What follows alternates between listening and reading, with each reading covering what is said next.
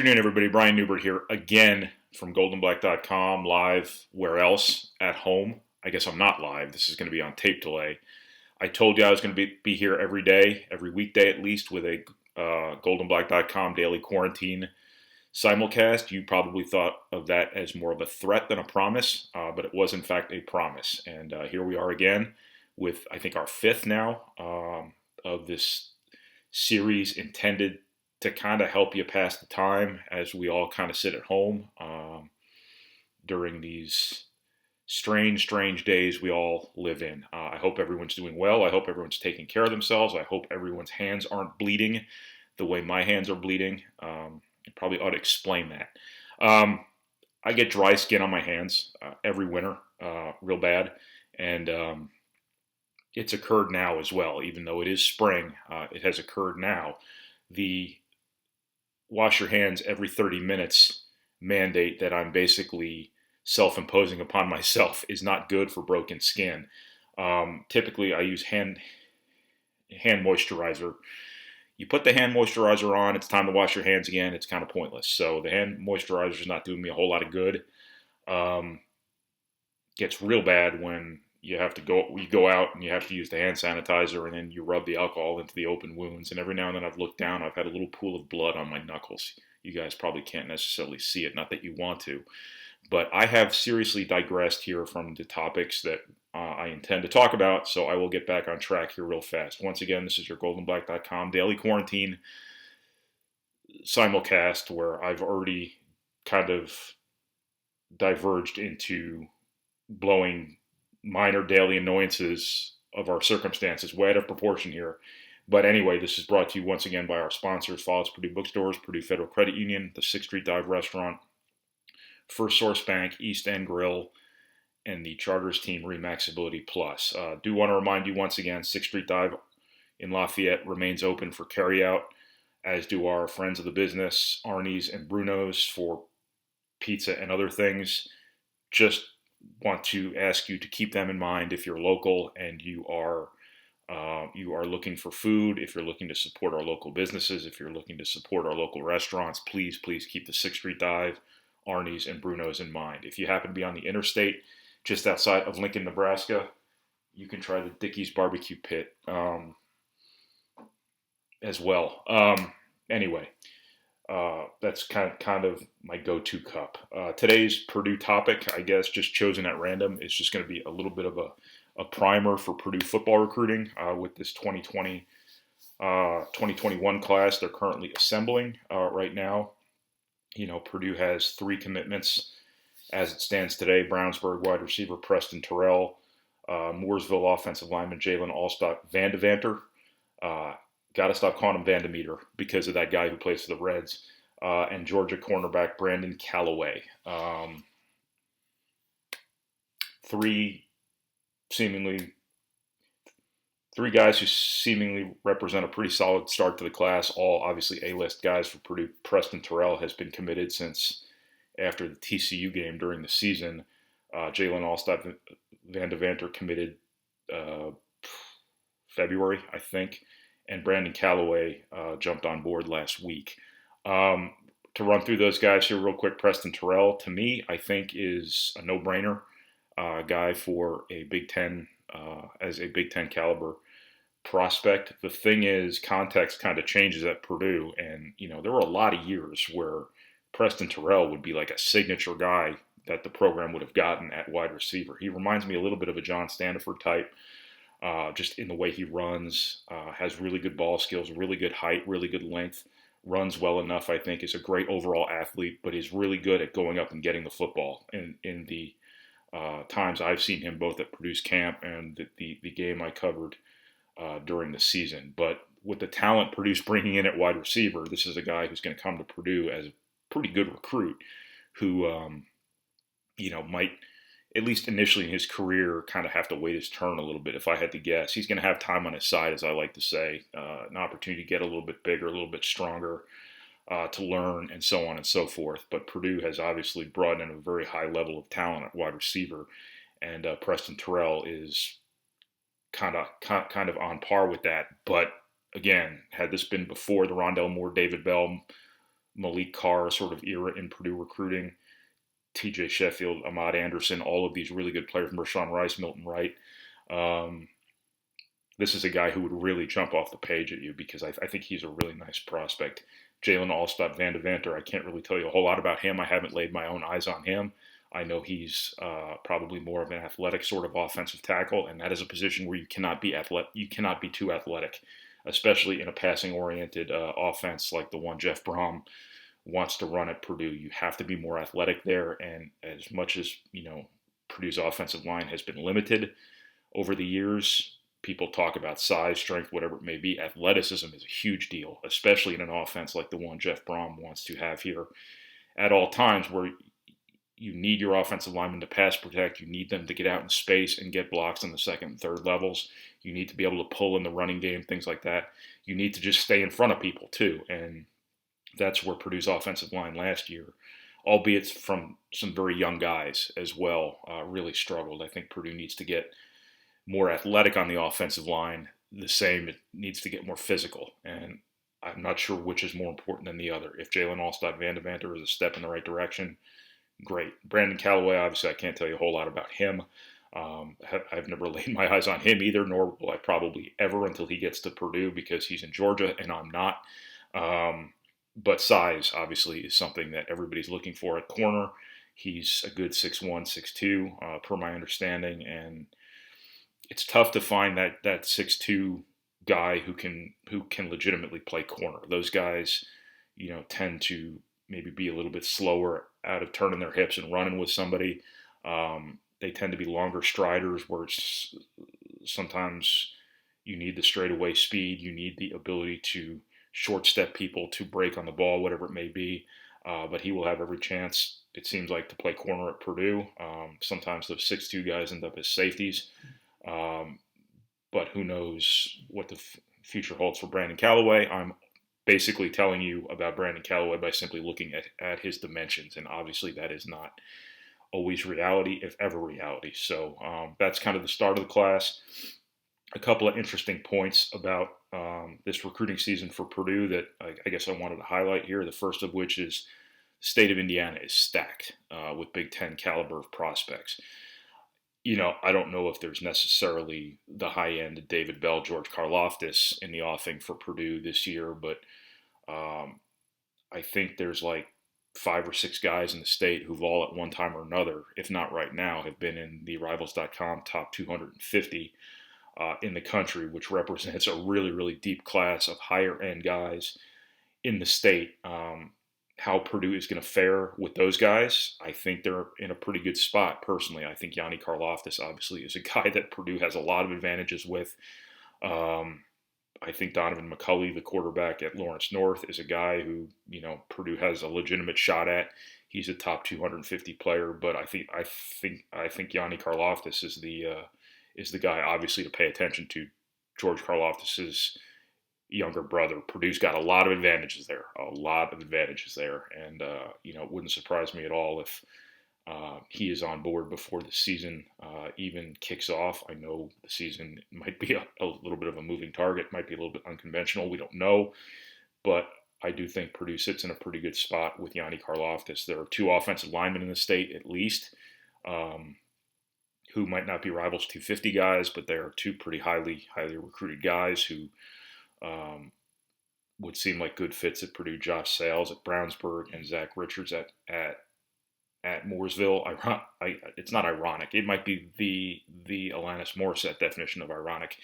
But it's interesting that those 2 guys both are really high on Purdue right now, and they both have high school teammates, as it so happens, already committed to Purdue. Both of these guys are relatively highly recruited. Zach Richards has Illinois, Indiana, a bunch of others, all the usual suspects in terms of the Big Ten early offers. Josh Sales has been offered by Nebraska, a bunch of others, and both seem to be very high on Purdue right now. Wouldn't surprise me at all if Purdue has space enough to take 3 offensive linemen before June 1st, if Purdue has at least 1 or 2 of those guys, too, on top of Jalen Allstott Van Devanter. But Purdue seems pretty well positioned here to take its share of a pretty deep, pretty talented class in the state of Indiana, which obviously would be a very good thing. That's what Purdue wants to do, obviously, is protect its home base, so to speak, and do so after Indiana just had its best season in eons, and Purdue's coming off a 4-8 season. To do that would be a pretty significant deal, I think. I think Donovan McCulley is really an interesting guy to watch. Purdue has wanted more of a dual threat kind of element at quarterback. He's right there. I think Purdue's in a pretty good spot there. I think it's Indiana, it's Iowa, it's Purdue. I think he's going to visit Missouri. I don't know if Missouri is going to be a real player for him. I don't know if they're necessarily recruiting him for quarterback, but I do think Purdue has his attention, and he would be a very good get for Purdue.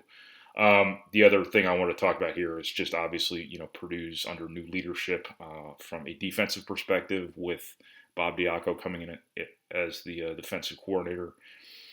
Whether Purdue's going to do this 3-4 thing full scale, or whether they're going to gradually ease into it, whether it's going to be more of a wrinkle than a base, I don't know yet. Purdue certainly won't tell us, nor would I expect them to.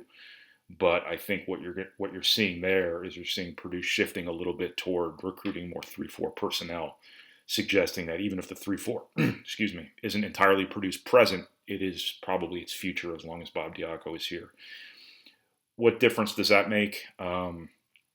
Well, traditionally there are some nuanced differences between a 3-4 and a 4-3 in terms of personnel. You are asking your defensive ends and your defensive linemen, really, and I'm only speaking generally here about a 3-4. I don't know what Purdue has conceived for it here.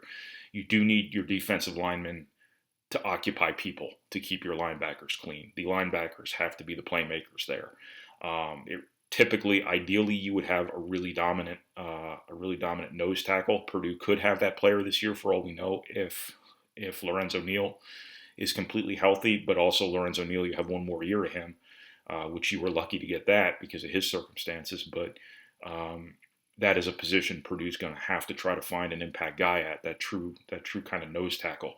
That's a really difficult thing to get. That's a really, really difficult player to recruit because you have to be able to find not only overwhelming size, but also enough athleticism to be a functional player, which is a very difficult combination to find and one that everybody wants. So, but more importantly is the linebackers in your 3-4. It just so happens that right now Purdue is very, very, very, very, very, very, very exceedingly thin at linebacker.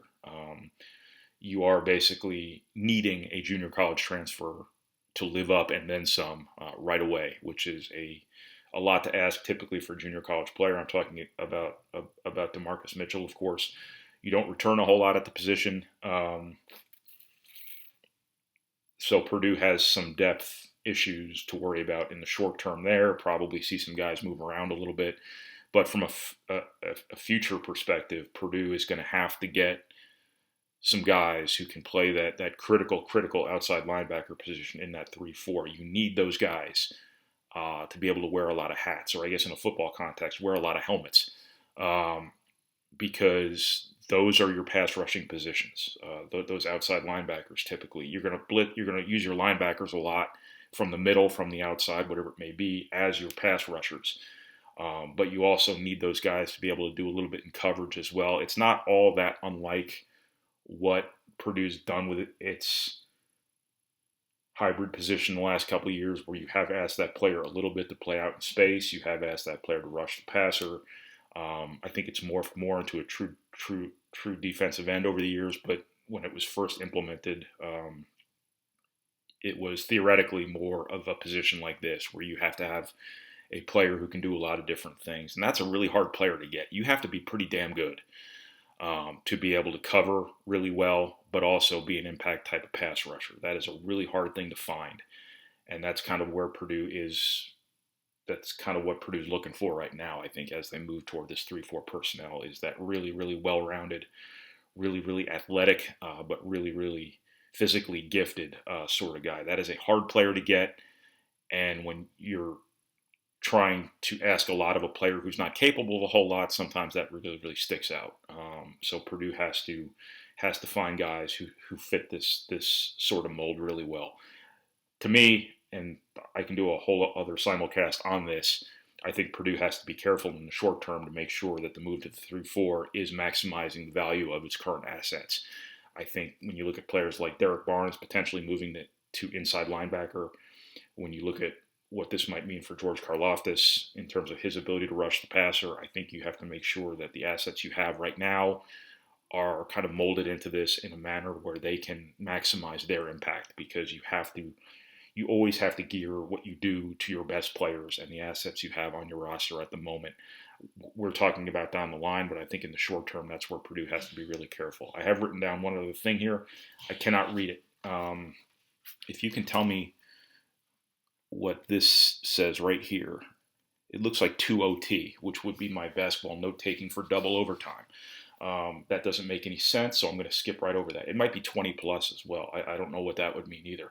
The last thing I wrote down was momentum. I think from a recruiting perspective, this is really the first year where Purdue comes out of a season where it was disappointing under Jeff Brom. Obviously, injuries had a lot to do with that.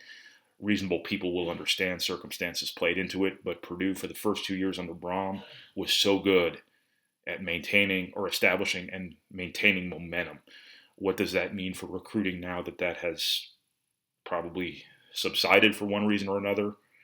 I don't know, but Purdue's obviously seems to be resonating with kids just as much this recruiting cycle as it did the last couple of recruiting cycles. So we'll kind of see. Obviously, a lot of this will shake out early on in the process in the summer, provided there is a traditional summer from a recruiting perspective this year. But then also, Purdue will have a chance to reverse its reality on the field this year too, which could then obviously help it down the stretch with its class. Last year was the first year of the 3 under Jeff Brom that Purdue actually lost commitments. What they'd done so extraordinarily well the first 2 years was make sure that they didn't lose any commitments, which is not reality in college football. Nowadays, that's just kind of part of the game, is guys committing, guys changing their minds, guys going somewhere else. It's become so much of a game of musical chairs, and Purdue was a real outlier in being immune to that. But last year was really the first year that struck Purdue. You will obviously want to do your best to insulate yourself against that this year with the guys you have committed now, but also the guys you will get committed between today and September 1st, leading into that December signing period. So Purdue ideally would really, really reverse its results on the field this coming season, and that would help it close out the class, whatever the class may look like in advance of that, but also hold on to the class, which was for the first time under Jeff Brom a bit of a problem last season for one reason or another. So that's kind of what I got. That's kind of 2021 Purdue football recruiting in a 19-minute nutshell. So this was our fifth goldenblack.com Daily Quarantine Simulcast. Once again, brought to you by our sponsors, Falls Purdue Bookstores, Purdue Federal Credit Union, the 6th Street Dive Restaurant, First Source Bank, East End Grill, and the Charters Team Remax Ability Plus. Once again, I do want to remind you, 6th Street Dive in Lafayette remains open for carryout orders, as do our longtime friends of the business, Arnie's and Bruno's. Please, if you're looking for food, if you're out foraging, please keep them in mind for dinner, or if you just want to support local businesses at this really difficult time for all of us, please keep them in mind. 6th Street Dive Restaurant, Arnie's, and Bruno's. So that's what I got for today. We'll be back tomorrow with something. Thank you, everybody. Take care of yourselves and take care of everyone else. Talk to you tomorrow.